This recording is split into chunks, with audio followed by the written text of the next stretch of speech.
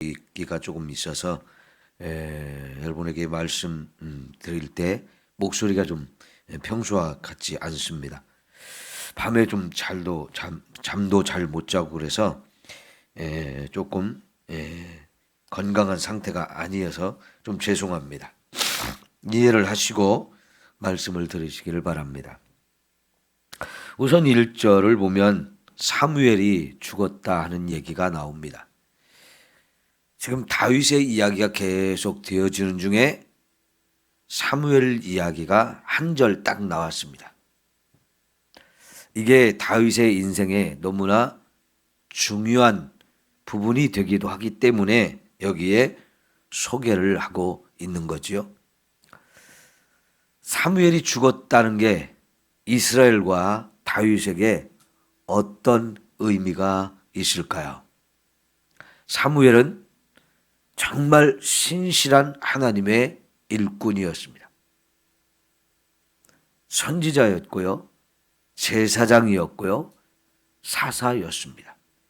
이 세 가지 직분을 다 감당한다는 게 결코 쉬운 일은 아닌데 하나님께서 사무엘을 이 세 가지 직분을 다 주시고 이 세 가지 일을 다 감당하게 하셨습니다. 그래서 이 사무엘은 특별히 사울 왕도 기름 부어 세웠고 그 뒤를 이을 다윗까지도 기름을 부었습니다. 그리고 사사 직분을 이제 이 왕들에게 넘겨주지요. 그에게는 이제 선지자와 제사장 직분 두 가지가 남아 있었는데요. 이것은 이스라엘의 큰 영적 지도자로서 지금까지 그 역할을 감당해 왔던 사람이지요. 우리가 성경을 쭉 이렇게 창세기부터 쭉 살펴보았을 때 모세와 여호수아 다음에 그들과 비교할 수 있는 정말 대단한 인물이었다고 볼 수 있는 거지요. 이런 사람이 이제 죽었어요. 그러면 이스라엘 백성들에게는 영적 지도자가 죽은 겁니다. 그 영적 지도자는 죽었는데 지금 있는 왕 사울은 어떻습니까? 왕이지만 악한 영에게 사로잡혀서 그 왕의 자리에서 나라를 제대로 다스리지 못하고 오히려 다윗을 죽이는 일에만 혈안이 되어 있어요. 그러니까 이스라엘에게는 지금 여러 가지 위기 상황에 처해 있는 겁니다. 그래서 사무엘이 죽음이 어떻게 했습니까? 온 이스라엘이 모여서 그를 두고 슬피 울며 라마 그의 집에서 장사를 했다. 이게 누구라가 모이라고 해서 모인 게 아니지요. 온 이스라엘이 자발적으로 모여서 슬퍼하면서 장례를 치릅니다. 왜 그럴까요? 그만큼 사무엘이 존경받는 사람이었기 때문입니다. 온 백성에게 존경받는 정말 훌륭한 사람이 죽음을 당했기 때문에 이제 하나님께서 이 사무엘을 불러가시니 온 백성이 모여서 함께 슬퍼하며 같이 장례를 치르는 거지요. 여러분, 이 장례식을 보면 그 사람이 어떻게 인생을 살아왔는지를 볼 수 있어요.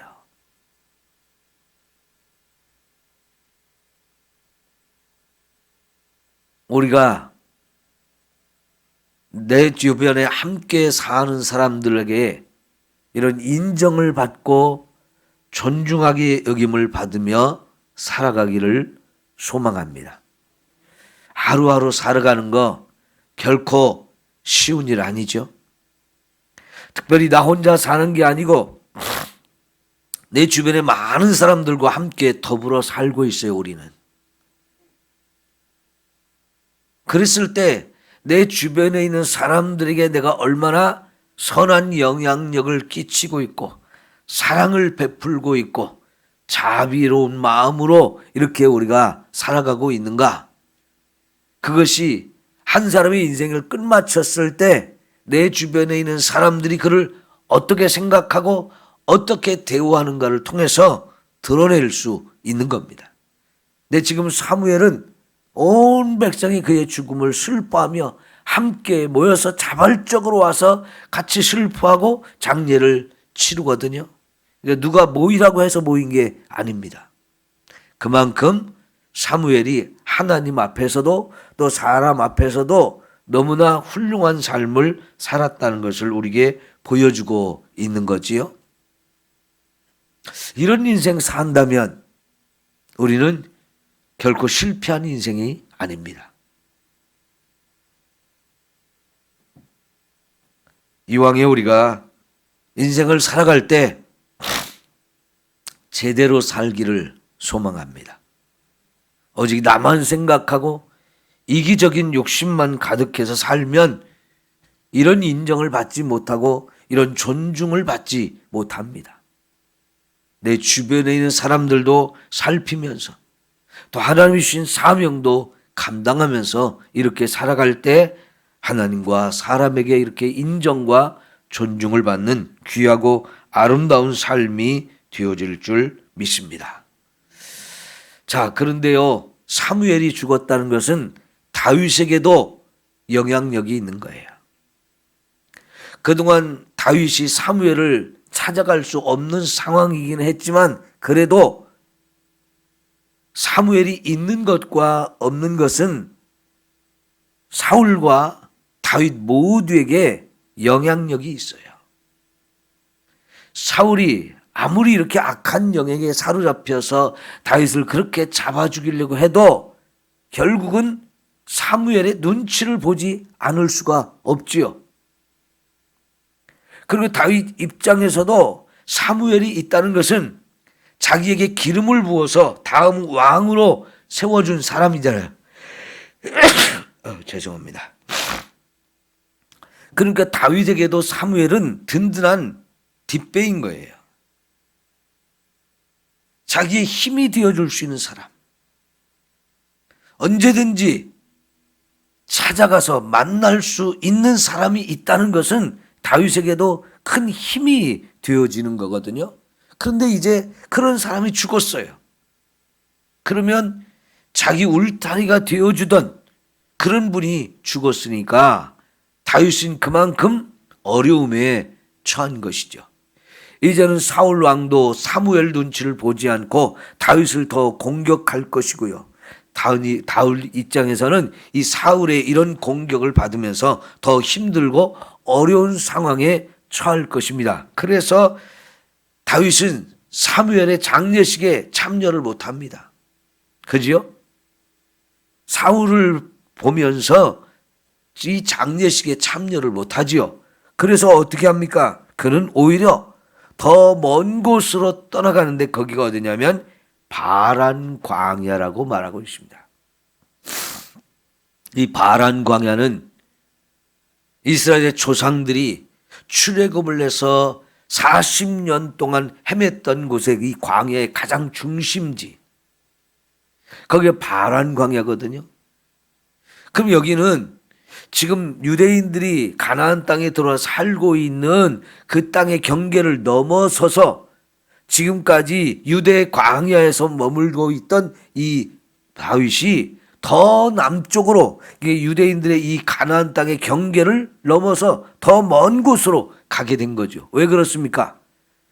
사울 왕이 그만큼 자기를 쫓아오는데 부담을 느낄 수 있는 사울 왕으로부터 더 먼 곳으로 떨어져서 거기서 일단 피하려고 이렇게 멀리 간 거지요. 지금은 이곳도요, 유대인들 자기 나라로 경계를 삼아 있어요. 지금도 여기는 유대인들의 땅입니다. 그런데 여러분, 우리가 전 세계의 지도 땅을 놓고 지도를 이렇게 쭉 봤을 때 임자 없는 땅 있을까요? 없을까요? 북극하고 남극은 임자가 없어요. 평소에 거기 우리 가서 살라고 하면 살 수가 없기 때문에 북극과 남극은 굳이 여기는 우리 땅, 여기는 우리 땅 이렇게 거기를 나누지 않고 전 세계가 합의를 해가지고 그 땅은 그냥 임자 없는 땅으로 두자 해서 북극과 남극은 어느 나라든지 소유를 못하게 돼 있습니다. 다만 이제 연구하는 사람들이 거기에 가서 연구하기 위한 집을 줘놓고 여러 가지 연구를 위해서 거기 머물러 살고는 있지요. 그러나 너무나 혹독한 환경이기 때문에 그 연구원들도 일정 기간만 머물렀다가 계속 교대하면서 이렇게 사람들이 가서 연구를 하고 있을 뿐이지 진짜 오래 사람이 거할 수는 없어요. 그러면 이 북극과 남극 이외에 다른 곳은 임자 없는 땅이 있어요, 없어요? 다 임자가 있죠, 말씀. 요즘에 미국의 트럼프가 요 그린란드라고 하는 땅을 놓고 미국이 자기들한테 자기가 갖겠다고 자꾸 그러잖아요, 트럼프가. 근데 원래는 그 그린란드에 사는 사람들의 땅이에요. 원래는 유럽에 살던 사람들이 일부가 그쪽으로 도망을 가가지고 또 이주를 해서 거기에 정착하면서 그 사람들이 사는 땅인데 땅은 어마어마하게 넓은데 사람은 얼마 안 돼요. 원래 그래서 그 땅 소유가 네덜란드 땅이에요. 네덜란드. 그런데 네덜란드에서 독립을 하기는 했지만 독립해가지고 자율적으로 자기들이 그 땅을 통치하며 살기에는 여러 가지 부족함이 있기 때문에 네덜란드에 소속은 돼 있지만은 독립이 되어 있는 이런 상태이기 때문에요. 이 땅이 미국이 갖고 싶은 거예요. 아니면 사람이 살기도 힘든 어려운 땅, 또 사람이 살아도 일부만 살고 나머지는 다 얼음으로 덮여가지고 쓸모가 없을 것 같은데 왜 이 땅을 미국이 가지려고 할까요? 사람이 살기는 어려워도 정치적으로나 군사적으로 보면 이 지역이 너무 중요한 거예요. 러시아하고 가까워요. 북극하고도 가까워요. 그러니까 미국이 여기를 딱 가지면은 러시아와 이 관계 속에서 자기들이 훨씬 유리한 상황이 되어지기 때문에 지금 그쪽에 러시아하고 중국 배들이 자꾸 왔다 갔다 하면서 그 땅을 노리고 있거든요. 그러니까 미국이 이 땅은 우리가 가져야 되겠다 이렇게 하는 거예요. 그러니까 그 땅에 내가 살지를 않아도 다른 용도로 얼마든지 또 사용할 수 있는 가치가 있기 때문에 그 땅을 가지려고 하는 거거든요. 그것처럼 여러분 지금 이 바란 광야로부터 쭉 남쪽까지 홍해 바다까지 이스라엘이 여기는 우리 땅 하고 만들어 버렸어요.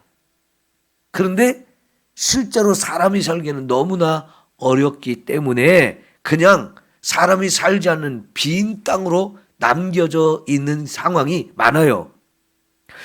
지금은 유대인들이 그런 곳에도 사람이 살 수 있는 곳으로 가서 정착을 하고 개발을 하고 여러 가지 연구를 하고 많은 용도를 지금 사용하면서 자꾸 그 사람이 사는 영역을 넓혀가고 있지만 여러분 그래도 여기까지는 우리 거야 라고 자꾸 소유를 내 걸로 만들거든요. 왜냐하면 이게 무슨 용도로든지 늘 쓸 수는 있거든요. 나중에 거기서 석유가 개발될 수도 그걸 알 수도 없는 거고요. 거기 뭐가 나올지 어떤 용도로 쓸지는 모르기 때문에 현재로는 쓸모가 없는 것 같아도 여기도 다 우리 거야. 다 이렇게 선을 그어놓고 내 걸로 만들어 놓은 거죠. 근데 지금 다윗 시대에는 거기는 유대인들의 땅이 아니에요. 근데 왜 다윗은 거기로 가는 겁니까?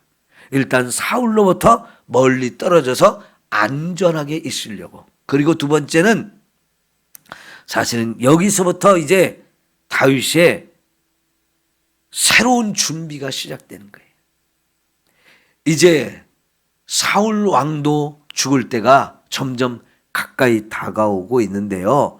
다윗을 하나님께서 이곳으로 보내서 이제 왕이 될 준비를 더 철저하게 할 수 있게 시간을 주시고 또 안전하게 그런 걸 준비할 수 있는 장소로 하나님이 보내신 것이라고 볼 수가 있는 거지요.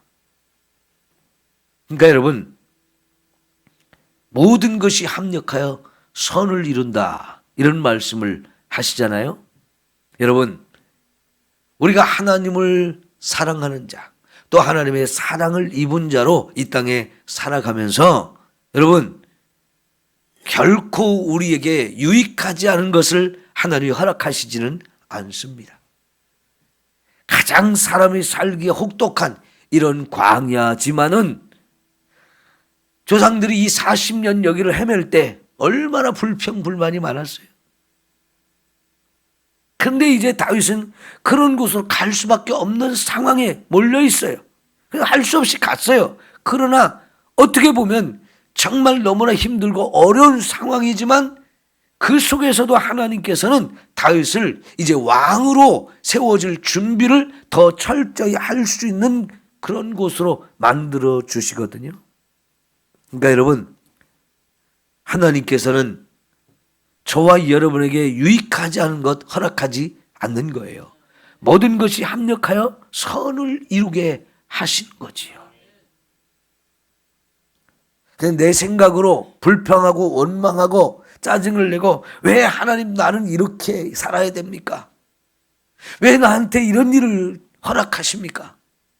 함부로 그런 말을 하지 않아야 돼요. 저도 젊어서 여러 가지 내 상황에 내가 원하지 않는 상황, 나를 힘들게 하는 이런 상황 이렇게 겪을 때마다 하나님의 뜻을 모르니까 불평도 하고 원망도 하고 짜증도 내고 이랬었지만은 이게 세월이 지나가면서 깨닫는 것은 그거예요. 모든 것이 합력하여 선을 이룬다. 여러분, 우리는 하나님의 자녀들이에요. 전능하신 하나님이 나의 아버지가 되시는데 그 하나님께서 힘이 없고 능력이 없어서 나를 사랑하지 않기 때문에 이렇게 힘들고 어렵고 고난스러운 그런 환경 속에 처하도록 내버려 두시는 분이 아니에요. 거기에도 다 하나님의 계획이 있고 뜻이 있어요. 그러기에 겸손하게 기다리면서 여기서 하나님이 원하시는 건 뭘까? 여기서 하나님이 나에게 원하시는 게 뭘까? 그걸 생각하면서 이 상황을 받아들이게 되면 그 속에서도 하나님의 은혜가 임하는 거지요. 자, 그러니까 이제 다윗이 바란에 있을 때 2절부터 이야기가 시작됩니다. 마침 다윗이 있는 곳에서 멀지 않은 곳에 마온이라는 곳에 나발이라는 사람이 살고 있었는데 이 사람은 집은 마온이지만 그 사람의 양과 염소들을 키우는 곳이 거기서 더 좀 떨어진 갈렙이라고 하는 그곳에 있었어요. 갈멜이라고 하는 이런 곳에 있었는데 여러분, 이 갈멜이라는 곳이 앞에서 한번 나왔었던 적이 있었는데 언제냐면 사울에게 하나님이 아말렉 족속을 가서 진멸하라는 명령을 주셨죠. 그래서 진짜 아말렉 족속을 진멸을 했어요. 그리고 사울이 돌아가면서 갈멜이라는 곳에 자기 기념비를 세웠다는 말이 나왔었어요. 이 갈멜이 서쪽 해안 지역, 엘리야가 나중에 갈멜산에서 바알과 아세라를 섬기는 선지자들과 850대 1의 영적 대결을 했던 그 장소 갈멜산이 아니고 이름은 같은데 장소는 다른 곳이에요. 여러분, 우리 광주하면 전라남도 광주가 있고 경기도에 광주가 있죠. 이런 것처럼요, 똑같은 이름을 가진 지명들이 여러 곳이 있을 수 있는데 유대 땅에도 그런 곳이 여러 곳이 있어요. 그 중에 하나가 갈멜인데 이 갈멜은 바로 유다 광야지대에 있는 한 곳입니다. 오늘 여기 등장하는 곳. 그곳에 자기 산업을 양과 염소들을 키우는 목장이 있는 이 사람이 나와요. 근데 이 사람에 대한 소개를 하면서 첫 번째는 이 사람은 부자라는 얘기를 합니다. 얼마나 부자냐? 양이 3,000마리고 염소가 1,000마리다. 그럼 어마어마한 목장을 가지고 있는 사람이죠. 이 광야 지대이지만 이렇게 많은 양과 염소를 키우는 이런 사람이 있는 거예요. 여러분, 광야에서 사람이 정말 살기 어려운 곳이기는 하지만 또 이런 곳에서 정말 열심히 살면서 부자가 되는 사람도 있어요. 참 놀라운 거죠. 그런데 또 그 다음에 이 사람에 대한 소개하는 것을 보게 되면, 야, 어쩌면 이런 사람이 이렇게 부자가 됐을까? 참 의아스럽습니다. 왜냐하면요, 그 사람의 이름이 나발이라고 그랬어요. 나발. 이 나발이라는 이름의 뜻은 미련한 자, 어리석은 자, 이런 뜻이에요. 그러면 여러분, 부모가 애가 태어났는데 이름을 이렇게 지어줄 부모가 있을까요? 내 아들인데, 너무나 사랑스러운 아들이 태어났는데 이름을 미련한 자, 어리석은 자, 이런 의미를 가진 이름 지어줄까요? 근데 왜 이렇게 이런 이름을 가지고 있을까요? 이거는 본명이 아니고 사람들이 붙여준 별명일 가능성이 많습니다. 그러니까 사람들이 봤을 때요, 아, 참 미련한 사람이라고, 아주 어리석은 사람이라고. 그리고 보면 완고하고 행실이 악한 사람이라고 그러지. 완고하고 행실이 악한 사람. 그러니까 아주 완고한 사람, 미련한 사람, 어리석은 사람, 그리고 악한 짓을 서슴없이 행하는 사람. 그런데 부자예요. 그러니까 어쩌면 이 사람이 부자가 된 것이 정말 열심히 착하게 살아서 부자가 된 분보다는 어쩌면 이렇게 악한 일을 통해서 부자가 된 사람일 가능성이 많은 거지요. 주변에 있는 사람들한테 정말 인정을 못 받아요. 나중에 보면 아내한테도 인정을 못 받고 있죠. 그죠? 아내한테도 인정을 못 받아요. 근데 이 사람은 갈렙 족속이라고 표현하고 있어요. 갈렙 족속. 여러분, 갈렙은 우리가 사사기에서 나오는 여호수아와 갈렙, 대단한 인물이죠. 그 사람이 헤브론을 나에게 주십시오, 이 산지를 내게 주세요 해가지고 가서 헤브론을 공격해가지고 거기에 살고 있는 많은 거인들도 있었는데 그들을 다 죽이고 그 성을 빼앗았던 사람, 대단한 믿음의 사람이거든요. 그러니까 이 헤브론에서 이 마온과 이런 곳이 멀지 않기 때문에 그 헤브론을 점령했던 갈렙의 후손들이 이 지역에 흩어져서 살고 있었는데 이 나발도 그 집안 사람이라고 볼 수가 있습니다. 그런데 오늘 말씀에서 더 우리에게 강조해주는, 우리에게 더 소개해줄 사람은 누구냐면 그의 아내인 아비가일이라는 사람이에요. 여기 3절을 보면 처음에 나발이라는 이름이 나오고 그의 아내 아비가일이 나오잖아요. 그리고 나서 그 여자에 대한 소개가 또 나옵니다. 그 여자는 총명하고 용모가 아름다우나. 그 다음에 이어서 그 남편 되는 나발에 대한 이야기를 해요. 이거는요, 유대인들이 말을 하거나 글을 쓸 때 이런 방식을 잘 사용하는데요. 처음에 어떤 사람 이야기를 하고 그 다음에 다른 사람 이야기를 하고 그 다음에 또 그 사람 이야기를 하고 마지막에 처음에 이야기했던 사람의 이야기를 마지막에 또 합니다. 그러면 이런 방식의 이야기에서 가장 중요한 것은 중간에 이야기를 하고 있는 사람이 제일 중요한 거예요. 이게 이제 유대인의 말을 하거나 또 글을 쓸 때 가장 중요한 얘기를 중간에 집어넣는 이런 스타일이거든요. 그러면 여기 아비가일이 나발보다는 훨씬 더 중요한 사람인 것을 우리에게 소개하고 있어요. 그런데 여러분, 지금까지 우리가 성경을 보면 유대인들은 남성 중심의 세상이잖아요. 여자들에 대해서 그 이름까지 소개하고 여자들이 그 여자가 어떤 성품이고 또 뭐 외모는 어떻고 이런 얘기 잘 안 하잖아요. 그런데 이 아비가일에 대해서는 이름도 얘기하고 총명하고 아름답다고 이렇게 아주 자세하게 아비가일을 소개하는데 여기까지는 잠깐 그의 이름을 소개하지만 이제 14절 이하에 이 아비가일이 얼마나 다윗에게 영향력을 끼치는 아주 훌륭한 사람인지를 보여주고 있거든요. 그래서 사실은 오늘 이 25장 전체 이야기는요, 이 아비가일이라는 사람과 다윗의 만남, 그리고 이 아비가일이 다윗에게 정말 큰 기쁨을 주고 그의 큰 영향력을, 선하고 아름다운 영향력을 끼치는 사람이 되면서 결국은 이 아비가일이 나발의 아내였다가 다윗의 아내가 되어지잖아요.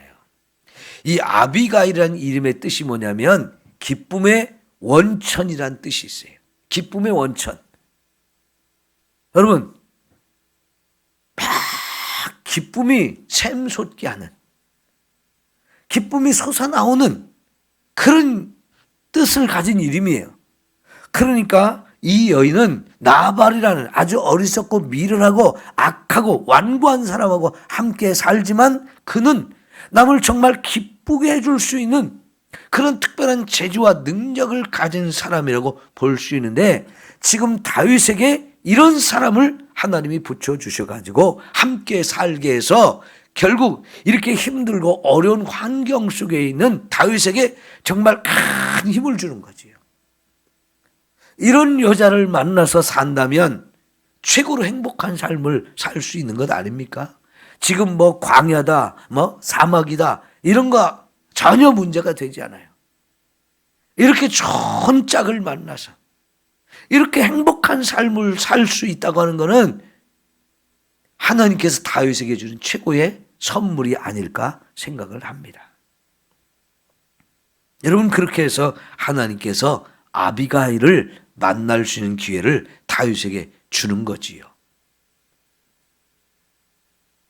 여러 가지 우리가 살면서 여러 가지 일들이 벌어집니다. 여러 가지 일들이 벌어져요. 내가 존중하고 나에게 힘이 됐던 이 사무엘이 죽었고 다윗이 더 이제 외롭고 의지할 곳이 없고 힘든 상황이 되어지지만 또 한편으로는 이렇게 하나님께서 다윗을 위해서 좋은 선물을 준비해 주는데, 어쩌면 이 도피 생활을 하는 하루하루가 너무나 힘겹고 위태위태하고 너무나 어려운 이런 환경 속에 있는 다윗에게 가장 가까이에서 그의 가장 힘이 되어주고 기쁨을 같이 나눌 수 있는 이런 멋진 여인을 보내주셨다는 거, 이 하나님의 주신 또 하나의 놀라운 은혜라고 생각이 됩니다.